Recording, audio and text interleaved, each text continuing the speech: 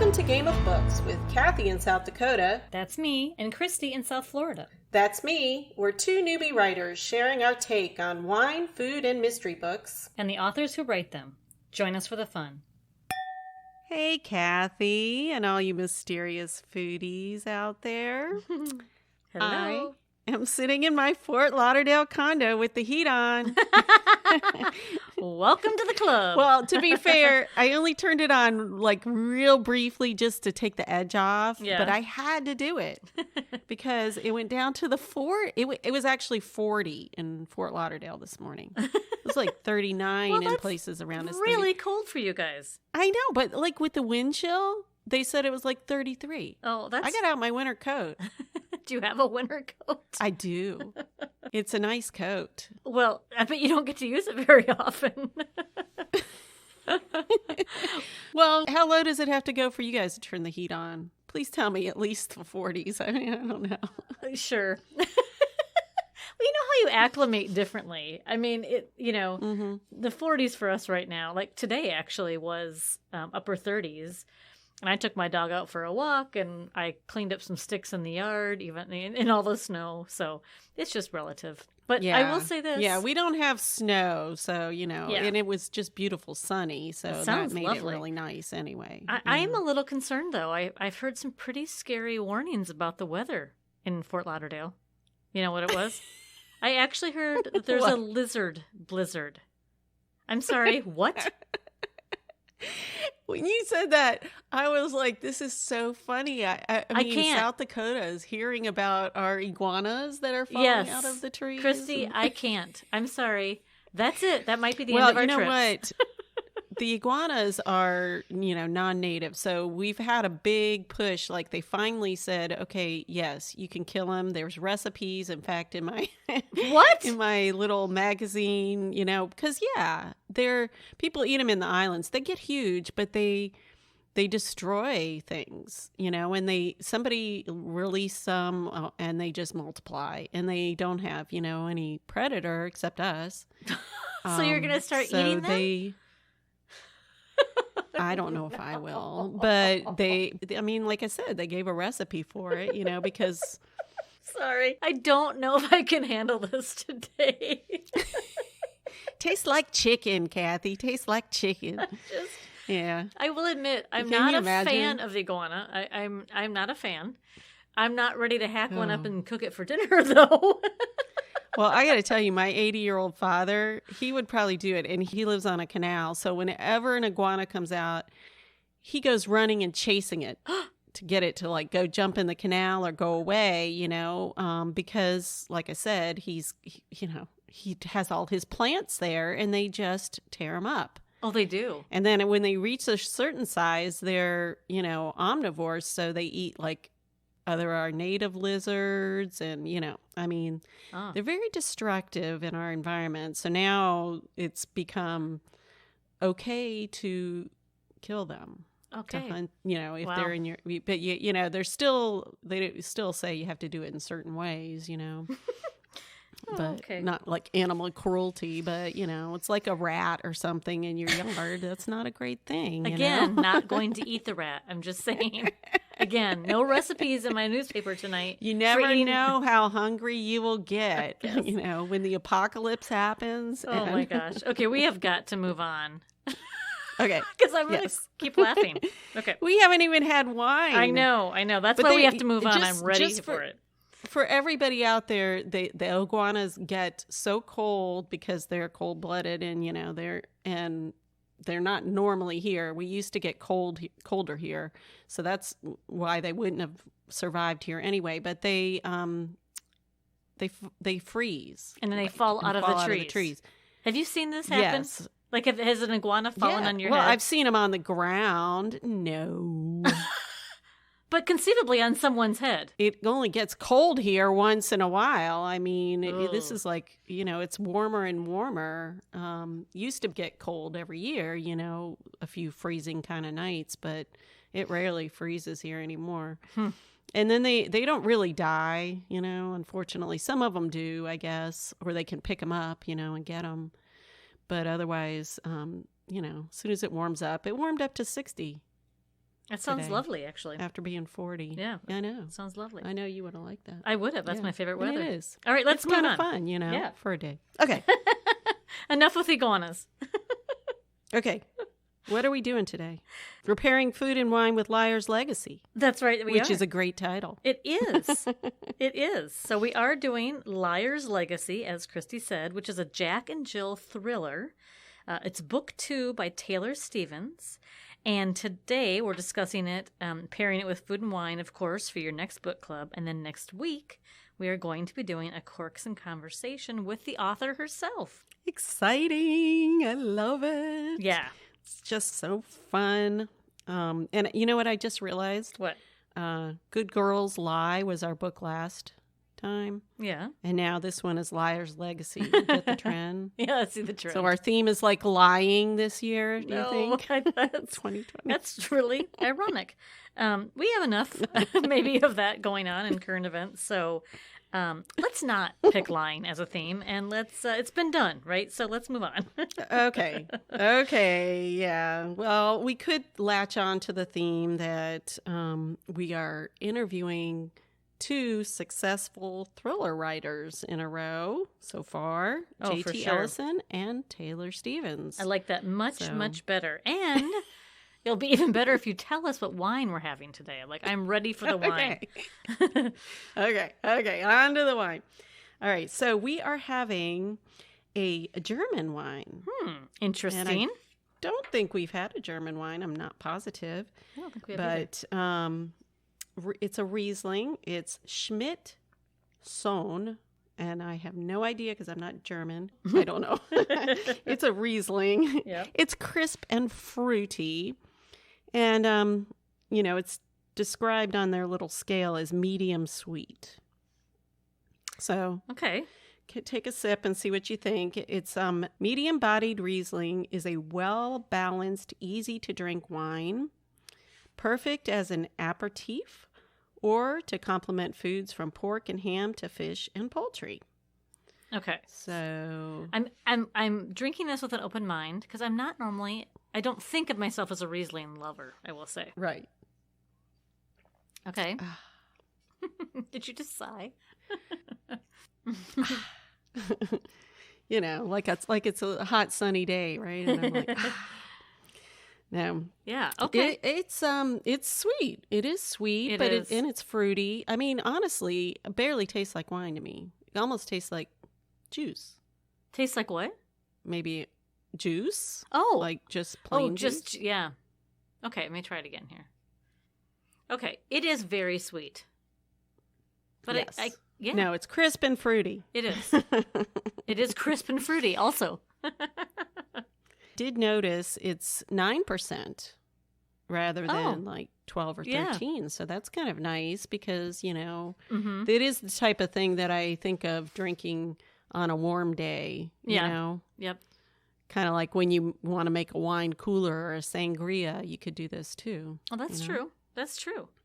Yeah. And I chose it because it's a German wine and we hadn't done it before. Well, at least I don't think. I don't think I so probably either. did.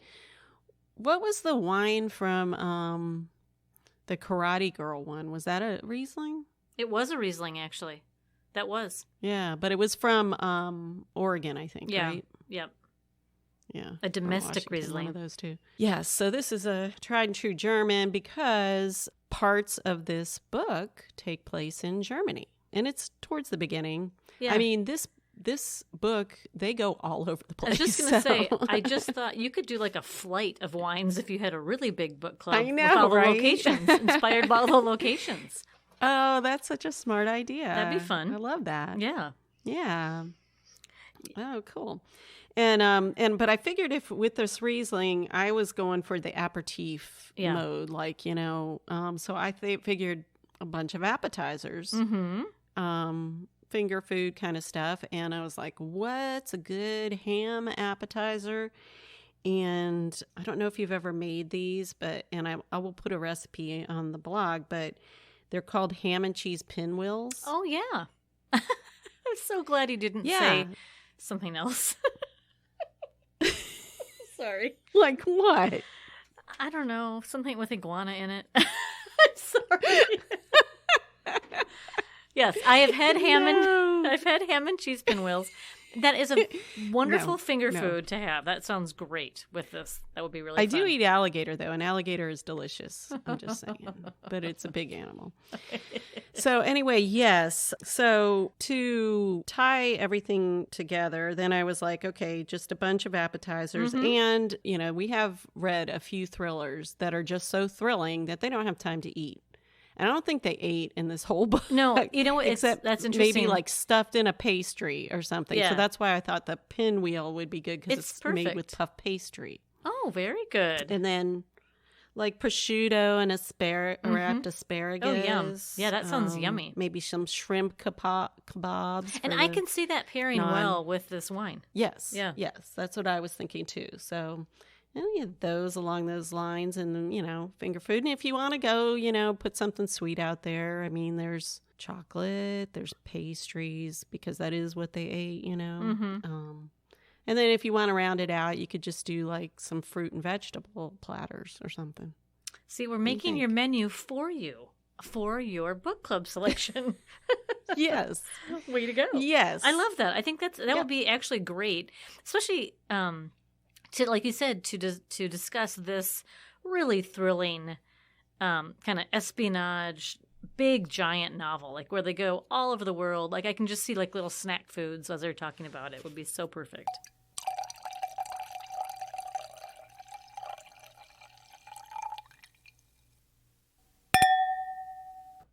Now that we have our food and wine, it's time to talk about the book. Liar's Legacy is the much-anticipated second novel in the Jack and Jill thrillers by New York Times bestselling author Taylor Stevens. I think this is her 8th novel overall. Oh, wow. Yeah. So her first 6 are part of the Vanessa Michael Monroe series, who I'm happy to say is described as a female Jack Reacher. And I like anything Lee Child, who, by the way, also described Taylor as a sensational writer, quote unquote. Ooh. I know. High praise from your fave. Lee Child calling you sensational writer, like done. I'd be like, okay, I'm good. Thanks, everybody. Bye. Okay, anyway. Okay, so let's talk about Taylor a little bit, because I think this just elevates the... She's very interesting. She's very interesting, and I think this alone elevates the conversation, I think, for a book club gathering. So she was raised in an apocalyptic cult, and she has said that her innocence and scholastic education stopped completely when she was 12. And now she has 8 bestsellers under her belt, I'm just saying. She finally broke away from this environment when she was in her 20s, and then she had to teach herself the craft of writing and be able to tell stories the way she wanted to. So, I mean, that's very impressive. Think of how much we're learning, and we both, you have a master's in English. I mean, I don't have that, but I had to write a lot of science papers. So, we already had that under our belt. And still, every day I learn something new. Oh, yeah. So I can't imagine trying to go all the way back to middle school and relearn, stuff. So that's amazing. I mean, to say the least, right? And what's interesting is her books, are so full of really interesting settings. I mean, this book alone just covers the globe. Apparently, this has, I guess, a background in her own adolescent journey with this cult as they traveled over 4 different continents and 24 countries. Oh, that's amazing. It is. And not only is she a successful writer, but she also has her own podcast called The Taylor Stevens Show, of course, which is awesome. You got to listen to it. And she has these... Hack the Craft, which is a great name, episodes for writers. Hack the Craft. Yeah, Hack the Craft. For writers, and it gives people tutorials and breakdowns of what works with writing and what doesn't. I mean, she's really dove deep, and I think, not only to be doing the writing herself, but then to be at the place where she's really helping other writers with the craft is really amazing. Wow, she's going to be a good conversation next week. I am excited. It's going to be fascinating, that's for sure. So, okay, so back to our book, Liar's Legacy. It's pretty complex, don't you think? Yes. Yes, I would say so. I mean, I want to go back to book 1 because on this book, man, she jumps right in. There's action, but there's so many characters that I'm like, oh my gosh. And I mean, I can see why her readers were dying to have book 2 come out because they probably were just sucked into this international intrigue and all that kind of stuff. And well, it is a pretty intense premise for sure with international assassins. The author says, just for people who are listening and have not picked up one of her books yet, Taylor says that you can read them in any order. They're just for readers who really like thrillers. The order will not matter. You can pick up either of the books in the series and enjoy it because it's about these main characters. Yeah. But she did say that if you read as much for character as for plot, that you probably would do better and have a richer experience if you read at least the first book. Yeah. So I'm thinking maybe we do Liar's Paradox. If you did a book club, do Liar's Paradox first. Yeah. I mean, I want to go back and read the first one now. I mean, it's a logical thing to think for sure. Yeah. But so we won't give away any spoilers, and it's hard because this thing is just all over the place and very intense read. But we can tell you this, that the book follows Jack and Jill. Obviously, you can tell from the title. And they are twins, which I think really adds an interesting element here. Yes. These twins, assassin twins, just can't ever stop running. And they have some issues, let's say. But so from their... They had a bad mom. They did have a bad mom. So from their earliest memories, I mean, they just were raised to hide and hunt and survive. Just like all of us, right? Right. That was my first thing, for sure. My mom was like, okay, look, no.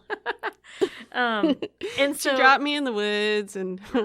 Right. Yeah. So this mom was, I guess, more of a mentor and then a mom, maybe like second, let's just say. And so what she did was she trained her children in the art of espionage. Weapons, surveillance, sabotage, weird just psychological the things that games. all moms do. Just the normal thing we always recommend for any good parent. I know. But I do find that so interesting to see how they use like illusion and how they, evaded everything. And it felt like they were like playing chess, and then they knew what was going to happen or some of them knew what was going to happen a bunch of moves ahead. For sure. And I think that, she gives us so much detail on these techniques. And then if you add in how she does her plotting, where it's from one point of view and then right away the next point of view, you can really see how it plays out. It was incredible. Yeah, it's a little scary though now, I mean, there are people out there that can do all that stuff. I was like, oh my gosh,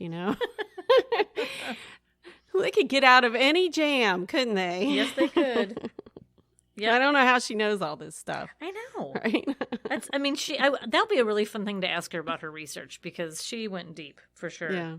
Anyway, so it was a really good twisty turner cat and mouse thriller. Yes. Which our friend KJ Howe also described it as a kinetic masterpiece that will.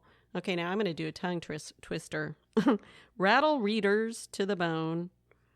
And then pick up Liar's legacy. That's a really good description of it, though. Rattle you, because it is jarring. I mean, it's just so intense. Writer's perspective. No, writer's perspective. So today we thought we would talk about multiple points of view in a novel.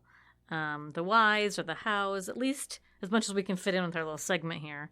But we will put in the links to a couple of the articles we're going to reference for you. Well, Cathi, I got to say that I am pretty glad we're talking about this because I've had difficulty more in the short story that I've been working on for so many reasons, but it also is very subjective. So like when we're researching this, it seems like there's all these rules, but then there's all these exceptions to the rules. And it's by like this famous writer did this or did that in this book or that book. So you're like going, well, what do I do? Yeah. I mean, I think as far as literary devices go, this is I feel like it's a pretty advanced one. From where I'm at right now. But this book is a great example of how it works really, really well. Because, so she jumps... Well, the way she does it is... Go ahead. Well, I was going to say, she jumps between 3 different protagonists, I guess, right? Is it only 3? Well, Holden... Jack, Jill, Kara... Oh, yeah. You're right. That's at least that many, yeah. So, but what's nice is that she... divides it up by chapter. And so... Yeah. So you can always go back and look at the title of the chapter. Because she titles the chapter with the name of the character. I really like that. Like, I really enjoy that. I think that's extremely helpful, especially with the intensity of the plot. Because she'll take you through what's going on moment by moment. And then the chapter ends, and then she'll pick up with the next character and take up the timepiece from there. So she doesn't ever really repeat the expanse of time, which is tricky, I imagine. But I think it's very helpful to the reader to know exactly who she is talking about.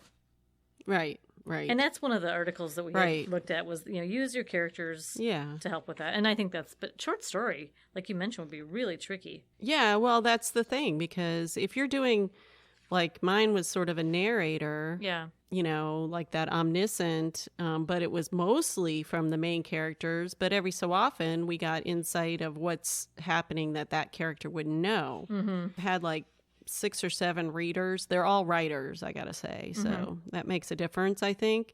But about half of them could not get over point of view. But other people, it didn't bother one bit. They were like, okay, Well, that's interesting. And so I think it's a very interesting thing. Like a lot of readers don't like it in novels, even when you go from the characters maybe are in totally different... I think the pacing is a big factor. And I think, in this case, the pacing's so fast and so intense that I felt like it worked really well in this circumstance because you almost didn't have a passage of time between one and the other. So it was not as hard to get confused. It's an interesting device, that's for sure. But it's a choice. It should be an intentional choice. And it is, once you go one way, there are certain rules in there that really bug people. And it's mostly if you can't understand it, like we writers sometimes get hung up on grammatical things and stuff like that. But really, if the reader can understand it, just about anything goes. Yeah. There are...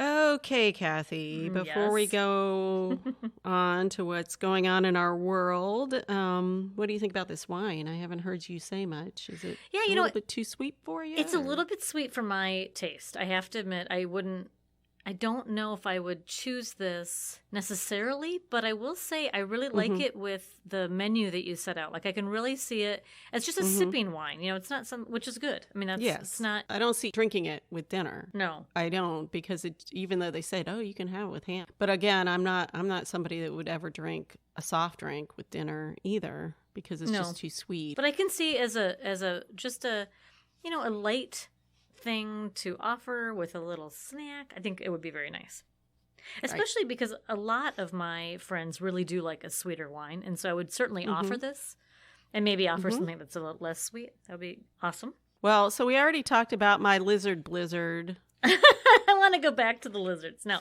So tell me what's going on. I want to hear writing. What's going on up there. Oh, okay, you're gonna go there. This is your idea. I always remind you of that. Okay, I know. Okay, well, so it was like a slow week, I would say. I've been focusing on a lot of things, and actually, I've done writing for the podcast, and I've been working on trying to figure out marketing stuff and things like that. And it all has to get done. Well, if you're like JT Ellison, JT, she tracks her nonfiction words as well. So like the words she uses for her. Yeah. So you can call all the podcast script writing that you do you're still writing. Yeah, I am. I feel very productive when I'm done with it, but I could do more, and I know I could do more. And it's just like, I'm taking it a step at a time, and pretty soon I'm going to have that schedule down. Maybe by February. You know what? I actually have a hard time. I think we should all give ourselves a little break in the beginning of January, because I feel like it's a lot of a transition when you come off the holidays and there's still so much stuff going on. So I think easing into your new expectations or hopes, or what do you want to call them, resolutions, it's okay to give yourself a little bit of time. Yeah, I agree. But I will say this. I found this quote today, and I really thought it was very helpful, and I thought I'd save it for our conversation. Okay. It says, "The magic that you're looking for is in the work that you're avoiding." It was kind of what I needed to hear this morning. I thought it was too. Did it inspire you to get back to working a little more on the writing? It inspired me to. You've probably been doing it anyway. Well, I mean, not as much as you wanted. Yeah. But I will say, then the next thing I saw, this is on Instagram, and I follow Hoda Kotb, from the Today Show, and she always posts inspirational quotes. And so she had written, I found this right after I'd seen the other one. She said, "Whatever you're not changing, you are choosing." And I was like, oh, that's really good too. So, whatever you're not changing, you're choosing. So, all right, everybody, you hear that? I know. So I'm using those quotes to inspire me this week. All right, I'm gonna use them to inspire me too. I think I'll write them down and put them up. Awesome. On the refrigerator or something, so I see it every day. Because I go there a lot. Speaking of that, should we grab our Riesling and give a toast here? Sure. Cheers. Thanks to our mysterious foodies out there for listening and sharing. Check out our website, gameofbookspodcast.com, where you can find links to all we talk about. And if you subscribe to our weekly newsletter, you can get those links sent directly to you, along with any exciting updates. We are also on Facebook and Twitter under @GOBWriters. And if you enjoyed this episode as much as we did, we would love to hear from you, and please subscribe to Game of Books wherever you listen to podcasts so you don't miss any of our book club ideas and Corks and Conversations with award-winning and best-selling authors. That's all for today's episode of Game of Books Podcast, where we share food, wine, and mystery every Friday morning, just in time for the weekend. This is Christy and Cathi saying thanks for listening. Bye, everybody.